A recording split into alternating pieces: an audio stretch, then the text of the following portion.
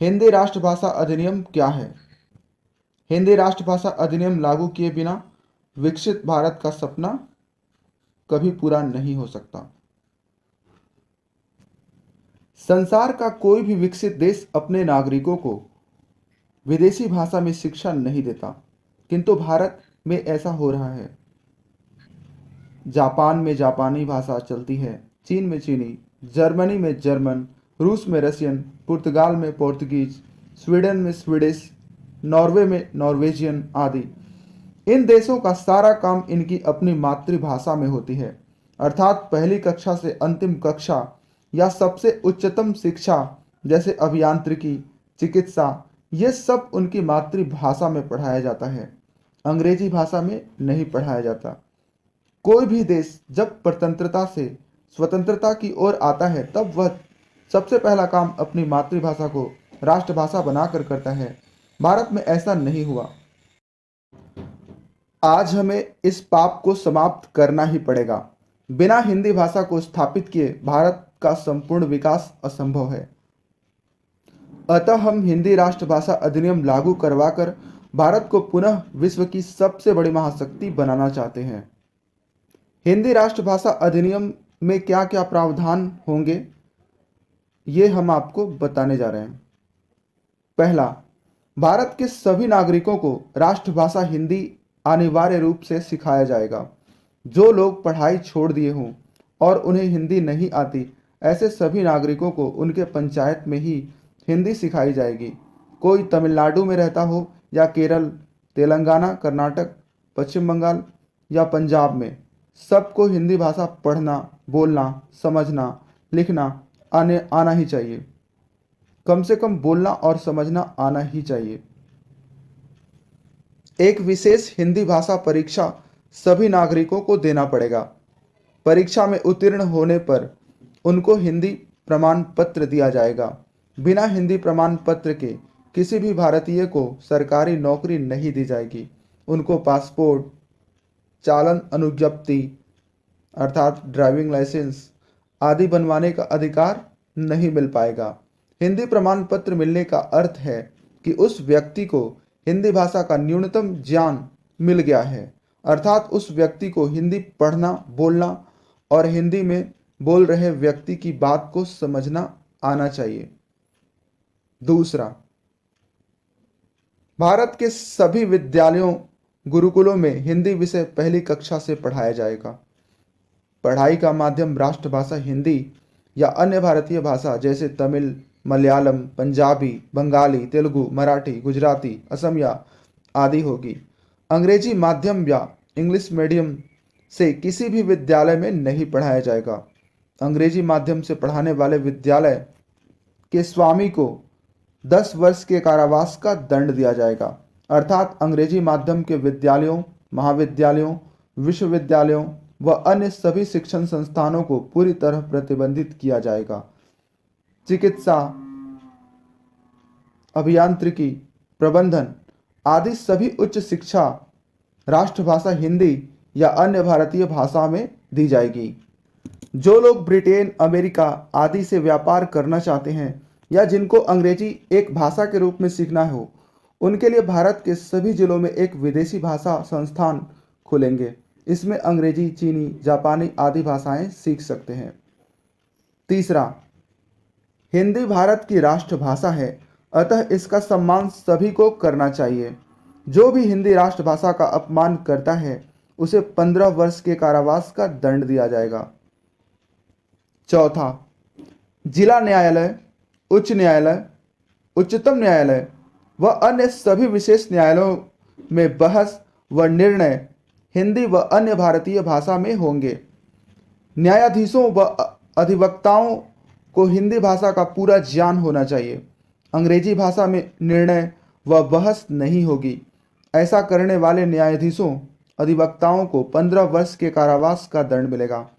उच्चतम न्यायालय में बहस और निर्णय मात्र राष्ट्रभाषा हिंदी में दिए जाएंगे। भारत में जो भी डिब्बा बंद वस्तुएं हैं, जैसे दूध पैकेट, बिस्कुट पैकेट, नमकीन, औषधियाँ, खाद, कीटनाशक, सौंदर्य प्रसाधन आदि सभी वस्तुओं पर सारी सूचनाएं जैसे नाम, मूल्य, सामग्री आदि हिंदी में छापना पड़ेगा। हिंदी के साथ उसी वस्तु पर अन्य भारतीय भाषाओं का प्रयोग किया जा सकता है। निर्यात करने वाली वस्तुओं पर हिंदी के साथ उस देश की भाषा का प्रयोग करना होगा। यदि कोई कंपनी इस नियम का उल्लंघन करती है तो उसके स्वामी को 10 वर्षों के कारावास का दंड दिया जाएगा। छठा, भारत के सभी सरकारी कार्यालयों, निजी कार्यालयों में काम बोलचाल राष्ट्रभाषा हिंदी व अन्य भारतीय भाषाओं में होगी। केंद्र सरकार के सभी कार्यालयों में काम व बोलचाल हिंदी में होगी। अंग्रेजी भाषा में काम करते हुए पकड़े जाने पर 5 वर्ष के कारावास का दंड दिया जाएगा। भारत की संसद में सारे कार्य राष्ट्रभाषा हिंदी में होंगे। कोई भी सांसद, चाहे वो राज्यसभा का हो या लोकसभा का, उसे व अन्य सभी कर्मचारियों अधिकारियों को हिंदी में बोलना व लिखना पड़ेगा। सत्र के समय या प्रश्न या भाषण हिंदी के अतिरिक्त अन्य भारतीय भाषाओं में दिया जा सकता है, किंतु सीधा प्रसारण में उसका हिंदी अनुवाद देशवासियों को सुनाया जाएगा। सारे अधिनियम राष्ट्रभाषा हिंदी में बनेंगे। कोई भी सांसद अंग्रेजी व अन्य विदेशी भाषा में विधेयक नहीं ला सकता। लोकसभा व राज्यसभा के अध्यक्ष, उपसभापति को भी हिंदी में बोलना व लिखना होगा। यदि कोई सांसद अंग्रेजी भाषा में संसद सत्र में भाषण देता है तो उसे 10 वर्षों के कारावास का दंड मिलेगा। भारत के सभी विधान सभा, विधान परिषद आदि में सभी कार्य हिंदी व अन्य भारतीय भाषाओं में होंगे। यदि कोई विधायक या विधान पार्षद अंग्रेजी या अन्य विदेशी भाषा में भाषण देता है तो उसे 10 वर्षों के कारावास का दंड मिलेगा। भारत की सेना में सारे कार्य राष्ट्रभाषा हिंदी में होंगे। हिंदी न जानने वाले को सेना में भर्ती नहीं किया जाएगा। यदि कोई सैनिक या सैन्य अधिकारी, चाहे वो थल सेना का हो, जल सेना का हो, वायुसेना का हो, वो अंग्रेजी में वक्तव्य देता है या लिखता है तो उसे 5 वर्षों के कारावास का दंड मिलेगा। हिंदी भाषा में बने सभी चलचित्रों, धारावाहिकों आदि में उर्दू, अंग्रेजी या अन्य किसी विदेशी भाषा का प्रयोग नहीं किया जाएगा। सारे शब्द शुद्ध हिंदी भाषा में होने चाहिए। शीर्षक, कलाकारों के नाम केवल हिंदी व अन्य भारतीय भाषाओं में लिखे जा सकते हैं। विवशतावश कुछ शब्द अंग्रेजी में बोले जा सकते हैं, जैसे टिकट, रेल या ट्रेन आदि, किंतु इन शब्दों का प्रयोग करने से पहले इसके हिंदी नाम जो किए जाएंगे प्रयोग करना पड़ेगा। उदाहरण के लिए, मान लीजिए कोई बोलता है मुझे ट्रेन पर चढ़ना है, ऐसा बोलना अपराध माना जाएगा। इसे इस प्रकार बोलना चाहिए, मुझे लोहगाड़ी अर्थात रेलगाड़ी पर चढ़ना है। वर्तमान में ट्रेन को रेलगाड़ी कहते हैं, किंतु इसमें रेल का प्रयोग होता है और यह अंग्रेजी शब्द है, अतः इसका शुद्ध हिंदी शब्द लोहगाड़ी ठीक रहेगा। इसी प्रकार स्टेशन को स्थानक, टिकट को पत्रक, कंप्यूटर को अभिकलन आदि। चलचित्रों में प्रयोग होने वाले गीतों में भी शुद्ध हिंदी शब्दों का चयन करना होगा। यदि ऐसा नहीं किया जाता है तो संवेदक समिति अर्थात सेंसर बोर्ड उसे प्रमाण पत्र अर्थात सर्टिफिकेट ही नहीं देगी। संवेदक समिति में 5000 से अधिक हिंदी के विद्वानों को नियुक्त किया जाएगा। जितने भी नाम पट्टिकाएं हैं भारत में, जैसे कार्यालयों के नाम, विद्यालयों के नाम, दुकानों के नाम, मकानों के नाम, सड़कों के नाम आदि, राष्ट्रभाषा हिंदी में लिखना अनिवार्य है। हिंदी के साथ भारतीय भाषाओं का प्रयोग किया जा सकता है।